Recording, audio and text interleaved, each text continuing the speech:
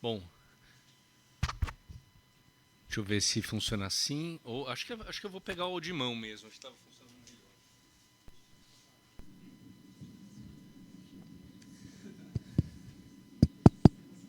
melhor. Pronto. Bom, espero acordar vocês, né? Difícil é sempre um desafio falar depois do almoço, mas num dia tão cheio.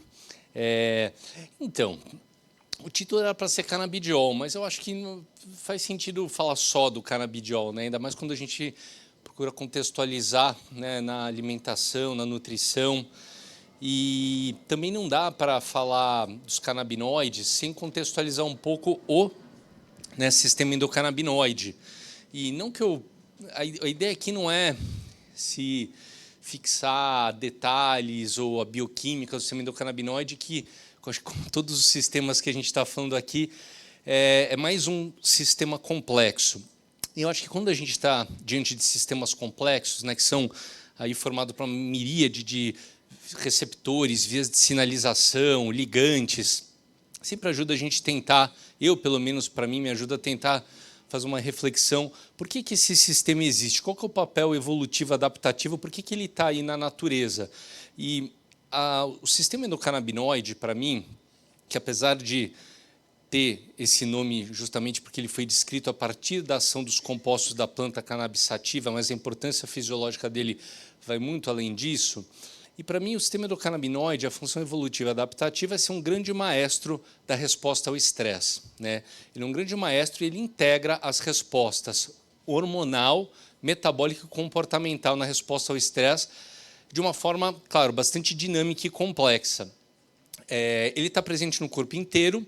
Ele, como a maior parte dos sistemas bioquímicos no nosso corpo, ele é formado por receptores canabinoides endógenos, que são os endocannabinoides.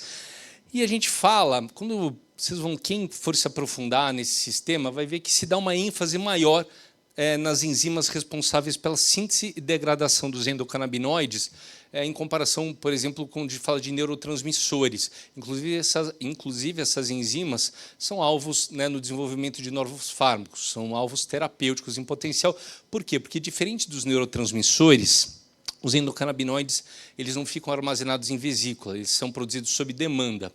Né? E eles são produzidos sob demanda a partir dos lipídios da membrana celular. Eles são lipídios bioativos. E aí já tem uma informação, né, muito importante.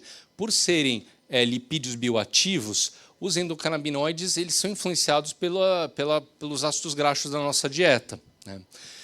Então, existem vários receptores canabinoides, existem os receptores canabinoides clássicos, CB1, CB2, existem receptores hoje canabinoides, hoje que se classificam como receptores canabinoides no que se chama um sistema endocannabinoide ampliado, né, os receptores vaniloides, alguns receptores órfãos, entra aqui agora também os receptores dos fatores, dos receptores dos fatores estimulantes de peroxissomo, né, que enfim, também tem aí diversas funções. Qual que é a questão, né? Esses receptores estão presentes, de novo, no corpo inteiro. A função desses receptores acaba mudando de acordo com o órgão que a gente está falando. Mas a gente vai ver que o sistema endocannabinoide, né, nessa função, para mim, adaptativa de ser um maestro da resposta ao estresse, ele vai modular metabolismo energético, imunidade, inflamação e, no cérebro, evidentemente, neurotransmissão. Os endocannabinoides, né, os primeiramente descritos e mais extensivamente estudados, eles são endocannabinoides que a gente chama ômega 6, porque eles são derivados do ácido araquidônico, né, que é o principal ácido graxo de cadeia longa ou de cadeia muito longa da nossa alimentação e que é amplamente aí presente mesmo numa dieta moderna, ocidental, né, que é o 2-arquinodoilglicerol e a arachidondoiletanolamina ou anandamida. Né? Mas, de novo, aqui eu não estou mencionando isso, mas aqui a ideia é discutir princípios. Né? Então, eu acho que é interessante notar, até porque conforme o conhecimento sobre esse sistema vai evoluindo, né, vai ampliando, vai ficando um pouco mais complexo, né? Então, a gente tem esses dois endocannabinoides mais clássicos, são canabinoides ômega 6, né, derivados do ácido araquidônico, mas hoje a gente também sabe que existem os endocannabinoides ômega 3, derivados dos ácidos graxos, cadeia longa ou muito longa, né, EPA e DHA, que aí, né, a disponibilidade, né, oferta na dieta moderna hoje está cada vez mais restrita por diferentes fatores que vocês sabem bem. E os endocannabinoides, é interessante notar que eles são intermediários entre os ácidos graxos de membrana, né, e também uma série de outros produtos, né, outros lipídios bioativos, como prostaglandinas, tromboxanos, eicosanoides, né, produzidos de diferentes reações enzimáticas. Então, esse equilíbrio da produção e metabolização dos endocannabinoides também vai influenciar em todo esses outros mediadores lipídicos downstream, né, que vão também contribuir para mediar imunidade, inflamação, regulação vascular. E, além dos endocannabinoides clássicos, ômega 6, e também desses outros endocannabinoides, então a gente tem esses dois endocannabinoides clássicos, porque foram os primeiramente descritos e são os mais amplamente estudados, o 2-AG e a anandamida, e desses 4 endocannabinoides que aí estão começando a ser estudados, é coisa dos últimos 5 anos. A gente tem 4 endocannabinoides ômega 3, a gente também tem outros endocannabinoides que são bioquimicamente acil-etanolamidas, né? A gente tem o oleuil-etanolamida, cujo precursor é o ácido oleico, a palmitoil-etanolamida, o famoso PEA, que também é muito usado como suplemento, cujo precursor é o ácido palmídico, e temos outros também, leil-etanolamida. E dá para ver aqui que, né, a família de receptores, né, desse sistema endocannabinoide ampliado ela está se expandindo. E por que eu achei importante trazer isso, já que o tema é canabidiol? Porque isso também, hoje a gente sabe que é fortemente influenciado pela alimentação, né? O sistema endocannabinoide em nível sináptico, né, no sistema nervoso, ele tem uma importância muito grande de regular o tempo de ação dos neurotransmissores na fenda sináptica. Na resposta ao estresse, o sistema endocannabinoide ele funciona integrado com o eixo hormonal, eixo hipotálamo-hipófise adrenal. E, em nível sistêmico, né, justamente o sistema endocannabinoide ele é muito importante para regular, primeiro, o comportamento alimentar. O receptor canabinoide 1 ele é como se fosse o botão mesmo que vai determinar lá no hipotálamo se o hipotálamo vai produzir predominantemente peptídeos orexígenos ou anorexígenos. Quando ele está ativado, então já adiantou assim, que na resposta ao estresse, quando a gente está num estresse agudo e que começa a se prolongar, o sistema endocannabinoide ele vai ficando progressivamente mais ativado. E a ativação do sistema endocannabinoide, que sinaliza um estado de ameaça para o nosso corpo, metabolicamente, o que o nosso corpo está adaptado a fazer? Opa, ameaça, né? Quando esse sistema foi calibrado milhares de anos atrás, a ameaça significava não disponibilidade de recursos no ambiente. Então, precisamos fazer o quê? Estocar energia. Então, o sistema endocannabinoide, quando ele está ativado, do ponto de vista sistêmico, ele vai estimular o comportamento alimentar e ele vai mudar o nosso equilíbrio energético para estoque de energia. Então, ele vai aumentar a produção de insulina, vai diminuir,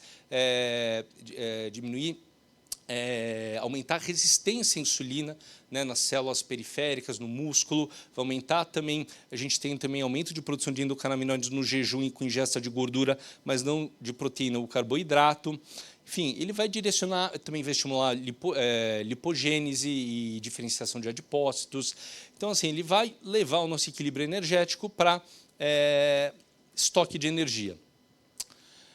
E o sistema endocannabinoide também ele é um importante regulador, né, de diferentes cascatas intracelulares que modulam, regulam o ciclo de vida celular. Daí também o interesse que se fala muito, né, do uso de canabinoides no tratamento do câncer, né, que é alguma coisa bastante preliminar e que eu acho, ao meu ver, que a mídia trata de forma quase que irresponsável, né, porque às vezes gera uma falsa esperança nas pessoas com câncer, né, com câncer avançado, com câncer para o qual ainda não se tem um tratamento tão eficaz, né? As evidências para isso, para o uso de fitocannabinoides, né, de canabinoides exógenos para o câncer são bastante bastante limitadas. Mas eu acho que a mensagem até aqui é: o sistema endocannabinoide ele está presente no corpo todo, ele é muito importante, ele é central na modulação da resposta ao estresse e na integração de diferentes sistemas fisiológicos na resposta ao estresse, né, incluindo, né, regulação de ciclo de vida celular. E a gente sabe hoje que o sistema endocannabinoide ele é de uma forma extremamente dinâmica, modulado pela alimentação. A gente tem alguns estudos hoje de intervenção alimentar, aí, né, utilizando esse paradigma da dieta mediterrânea. Eu trouxe apenas um deles, tá? Mas tem um outro subsequente que foi até, digamos, eu vou explicar para vocês. Essa é uma intervenção com indivíduos com sobrepeso, né, síndrome metabólica, uma intervenção de 8 semanas de dieta mediterrânea, né, comparados com os indivíduos foram aleatorizados em 2 grupos, dieta mediterrânea ou dieta habitual, moderna, ocidental. E o que os autores viram é que a intervenção com dieta mediterrânea mudou todo o perfil, né, de produção de endocannabinoides. E os autores conseguiram, inclusive, né, traçar aqui associações, correlações entre o consumo de diferentes grupos de alimentos e o impacto na produção de diferentes endocannabinoides. E o que eles viram, e aqui menos ainda para decorar, é que o impacto, né, na produção de alguns endocannabinoides específicos eram modulados por micro-organismos específicos da nossa flora intestinal. E aí tem um outro estudo que eu não estou trazendo aqui, que fez o seguinte paradigma: dieta mediterrânea por 3 dias, 8 dias de dieta habitual e dieta mediterrânea por mais 3 dias. O que esse outro grupo mostrou é que mesmo com 3 dias de mudança alimentar, você já tem toda uma mudança de produção de endocannabinoides, ou seja, essa modulação do sistema endocannabinoide pela alimentação ela é bastante dinâmica e rápida. E aqui um outro foco de estudo recente, né? Muitos endocannabinoides estão presentes nos alimentos, né? E qual que é a ação deles no nosso corpo? Né? Eles são degradados no estômago, eles são degradados sofrem algum tipo de degradação pelas enzimas digestivas, né? Eles chegam inalterados no trato digestivo. A gente sabe que o epitélio intestinal é muito rico em receptores canabinoides. Esses endocannabinoides presentes nos alimentos, né? Então, a gente tem nos alimentos aqui, depois quem quiser, esse artigo acho que é um artigo Open Access, vocês conseguem baixar, né, diferentes alimentos e aqui a proporção em peso de diferentes endocannabinoides. Você tem PEL, leuioetanolamida, leuiotelonamida, anandamida, 2-AG. Os endocannabinoides estão presentes nas plantas também, né, nos animais, evidentemente, nas plantas. Então, você tem aqui endocannabinoides e eles modulam os receptores canabinoides, eles chegam inalterados, conseguem agir em saber essa resposta, né? É um foco de pesquisa recente. Mas o que a gente sabe hoje é que o sistema endocannabinoide ele funciona de forma muito integrada com o eixo intestino-cérebro, e essa interação é realmente extremamente complexa, porque a própria flora intestinal, ou parte da flora intestinal, produz endocannabinoides. Então, esse é um estudo publicado ano passado na Nature, mas que foi indicado para um prêmio da revista Science esse ano. Para você publicar nessas revistas de altíssimo impacto, você tem que provar o seu ponto. Assim, na verdade, são vários estudos em um. Os autores fazem diferentes intervenções. E os autores, o que eles mostraram com diferentes intervenções é que um endocannabinoide, que é o leuioetanolamida, produzida pelos coprococos, né, ele vai modular receptores canabinoides do epitélio intestinal. Essa informação vai ser carregada pelo nervo vago, e isso muda a atividade da monoaminoxidase na região de recompensa, que é o núcleo accumbens, e vai modular a disposição do ratinho a se movimentar e se exercitar, ou seja, vai modular a motivação. Então, vocês verem que, infelizmente, eu adoraria que fosse uma história mais simples, fosse mais linear, mas não é. Tá? O nosso corpo não é ele realmente um grande sistema complexo, e você tem diferentes subsistemas complexos. Mas então, dá para a gente ver aqui como essa modulação da neurotransmissão pela microbiota intestinal, né, hoje se fala muito, o intestino produz 95% da serotonina do corpo, como se a serotonina passasse livremente pela barreira hematocefálica. Você tem neurotransmissores nos alimentos, a flora intestinal produz neurotransmissores. Quer dizer, como isso vai impactar o cérebro é bastante complexo e, na maior parte das vezes, indireto. Falando agora dos fitocannabinoides, que é o que me convidaram mesmo para falar. Né? Mas eu acho que num contexto, né, de vocês entenderem o sistema endocannabinoide sobre o qual, né, pelo menos parcialmente, a maior parte dos fitocannabinoides atuam, e também eu acho que é importante mostrar para vocês como a nossa alimentação modula o sistema endocannabinoide, como a gente também tem o sistema endocannabinoide hoje é reconhecidamente muito importante nessa comunicação dentro do eixo intestino-cérebro. Falando dos fitocannabinoides, quer dizer, primeiro tem uma classificação, a gente tem diferentes tipos de canabinoides. Tem os naturais, que são produzidos pelo nosso corpo, endocannabinoides. Tem os fitocannabinoides, que vêm da planta, que são vários, algumas centenas. Né? O canabidiol e o THC, o tetraidrocannabinol, são apenas alguns deles. E existem também os análogos sintéticos, aí, principalmente de THC, que existem desde a década de 80, são usados aí foram desenvolvidos para vômitos nos pacientes oncológicos, caquexia na AIDS, na época, nos anos 80, mas não existem no Brasil, mas existem aí há quase 40 anos nos Estados Unidos. Na planta, né, a gente vai ter a maior concentração, né, de canabinoides na fluorescência, né, nas folhas menos, caule muito menos, né, as outras partes da planta. E, na planta, a maior parte dos canabinoides, os fitocannabinoides, eles estão presentes na forma acidificada. Então, o ácido canabiólico, o ácido tetraidrocannabinólico. Então, é por isso que é muito diferente. Por exemplo, quando você pega um óleo artesanal, alguém faz lá uma extração artesanal da planta, esse óleo ele não está, entre aspas, ativado. A gente sabe que esses fitocannabinoides, na forma acidificada, eles também tem ações no nosso corpo, cujo conhecimento sobre essas ações é essencialmente ainda pré-clínico, na minha opinião, mas tem um monte de empresa aí de óleos enriquecidos em canabidiol direcionando o marketing. O nosso óleo é rico em THCA, como se isso quisesse dizer muita coisa. Né? E traz lá um monte de referências científicas de estudos em animais, modelos animais. E até a gente translacionar isso para o ser humano, né, é muito salto. Mas, por exemplo, os óleos, os produtos médicos derivados de canabinoides, eles já são, entre aspas, ativados, já são na forma oxidada. E é por isso também que assim, um óleo artesanal, se ele não for ativado, que significa ele tem que ser esquentado numa temperatura controlada por um determinado tempo, o perfil de atividade dele vai naturalmente mudar muito com a oxidação pela temperatura, pela luz.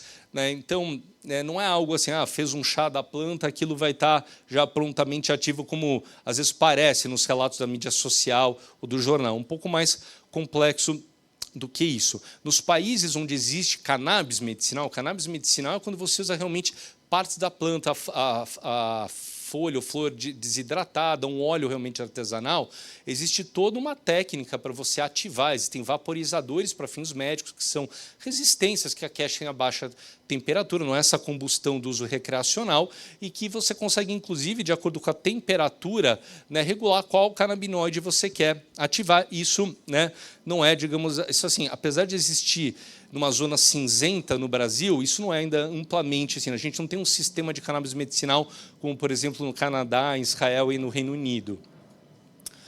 O THC, que é o ativo da planta psicomimética, que tem um potencial de causar psicose, euforia, e que está desproporcionalmente presente, né, na cannabis de uso recreacional, ele tem um mecanismo de ação relativamente simples. Ele é um agonista parcial, tanto de CB1, CB2, né? Não vou me aprofundar o que isso vai levar à neurotransmissão, mas o fato é que ele tem um potencial de levar a psicose em indivíduos predispostos, ele é potencialmente euforizante, mas, ao mesmo tempo, ele tem um efeito importante analgésico, relaxante muscular, antiemético, orexígeno, e outros que têm interesse para uso médico. Então, quando a gente usa, por exemplo, a gente quer tratar uma dor crônica refratária com canabinoides, você tem que usar o THC também. O canabidiol, ele isoladamente, dificilmente você vai conseguir um controle de dor só com canabidiol.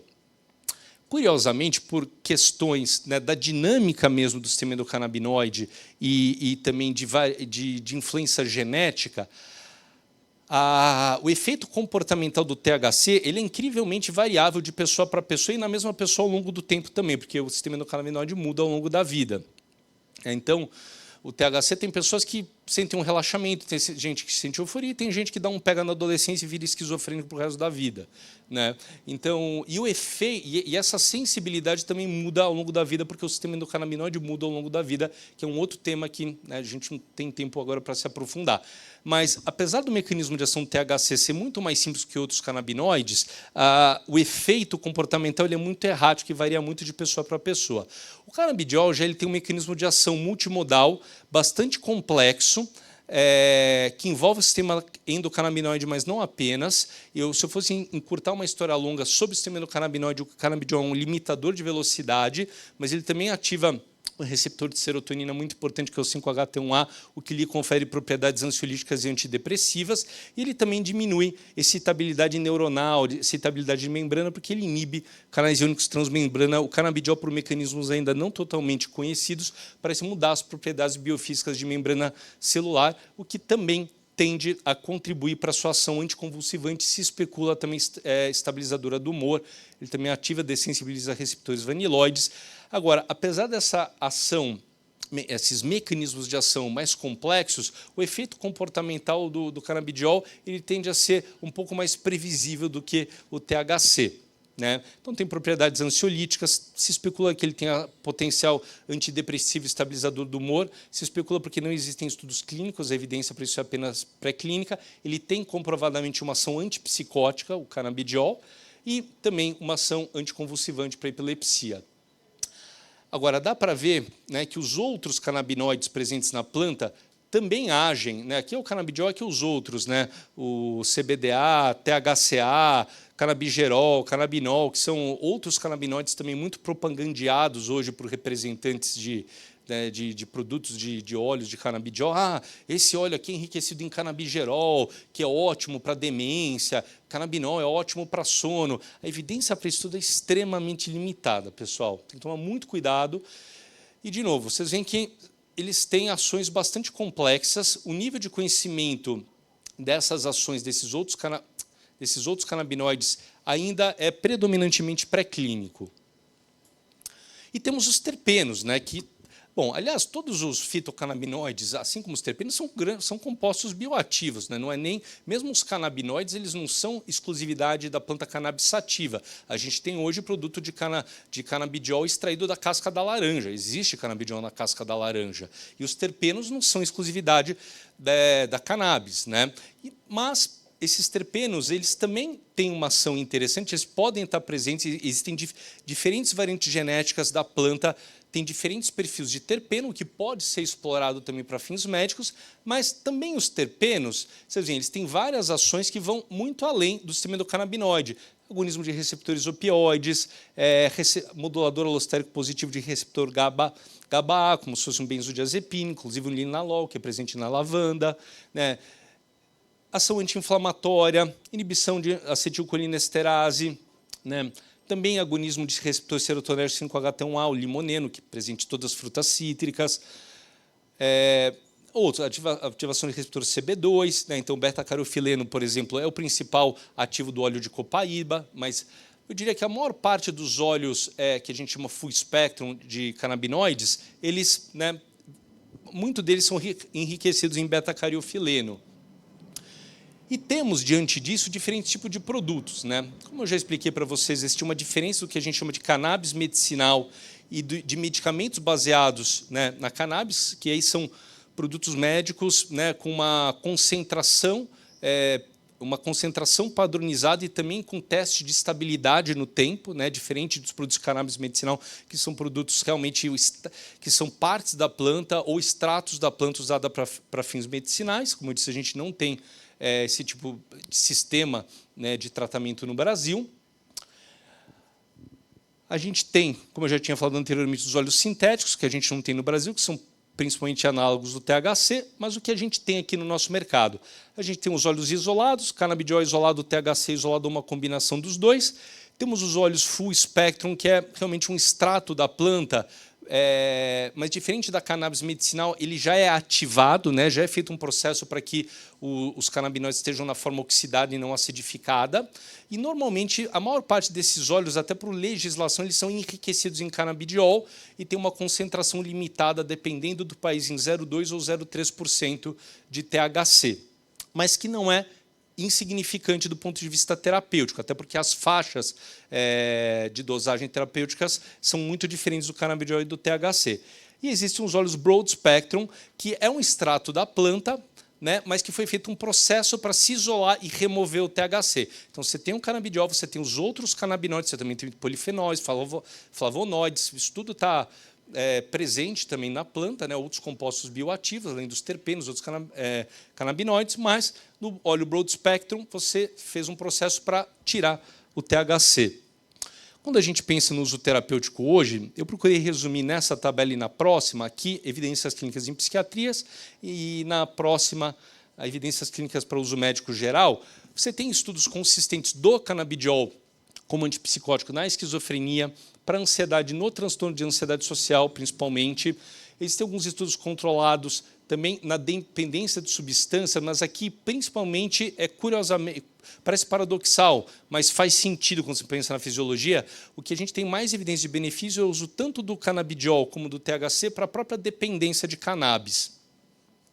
Autismo, a gente tem estudos controlados, mas são estudos bem preliminares, apesar de eles serem controlados. Estresse pós-traumáticos também são estudos controlados, mas pequenos, preliminares. A composição utilizada ela é muito variável, é baixa comparabilidade. Síndrome de Tourette, tem estudos mais com análogos de THC. E, ao contrário do que as pessoas pensam, para ansiedade geral, assim, não ansiedade social, insônia, a gente só tem uma série de casos, tá? É bem pouca evidência. Depressão e transtorno bipolar, evidência apenas pré-clínica. Para uso geral, hoje tem também todas essas propostas de uso, né, onde a gente tem mais evidência, né, de benefício, e aí, né, são diferentes combinações, por exemplo, espasticidade na esclerose múltipla, isso é uma indicação, até uma aprovação regulatória, né, de um medicamento que é uma dose padronizada de THC isolado com canabidiol isolado, epilepsia, dor neuropática, fibromialgia, né, náusea de câncer, análogos de THC desde a década de 80, doença inflamatória intestinal. Tem estudos controlados mostrando um benefício consistente no controle sintomático. Glaucoma, THC, inclusive canabidiol pode piorar a glaucoma, tá? Precisa tomar cuidado, é um dos cuidados que tem que tomar. E as outras evidências, as outras condições clínicas, as evidências são muito limitadas ou conflitantes. Quando a gente pensa em uso de canabinoides para a prática clínica, existem uma série de cuidados que a gente tem que tomar. Por exemplo, o canabidiol, como eu disse, pode piorar glaucoma e induzir glaucoma. Tem estudos mostrando que o canabidiol diminui fertilidade em homens. Então, tudo isso tem que ser levado em consideração. THC, mesmo para fins medicinais, ele pode induzir euforia, pode induzir psicose. Então, tem que saber manejar. E o canabidiol, em particular, ele tem muita interação medicamentosa. O canabidiol ele é um pan-inibidor de várias enzimas, tanto do citocromo P450, como de glucuronosiltransferase. Então, dá muita interação medicamentosa. Por exemplo, hoje falam muito canabidiol para câncer de mama. Tem estudo mostrando que dose baixa de canabidiol já inibe a ativação do tamoxifeno, que é um hormônio terápico fundamental para o tratamento de câncer de mama, que é um profármaco que precisa ser ativado pela CYP2D6, que é inibida pelo canabidiol. Então, a mensagem aqui hoje já temos assim, evidências, né, de benefício para algumas condições, tanto psiquiátricas como médicas específicas, mas são compostos que têm suas particularidades, pode elevar enzimas hepáticas, então não é perfumaria. Né, e tem risco de toxicidade e interações medicamentosas graves, então tem que saber o que está fazendo. Ao meu ver, isso que tem acontecido aí, do vizinho vender óleo artesanal, né, as pessoas comprarem, nossa, isso para mim é um absurdo, as pessoas elas subestimam os riscos envolvidos. E era isso que eu tinha para falar para vocês também nesse curto espaço de tempo. Obrigado.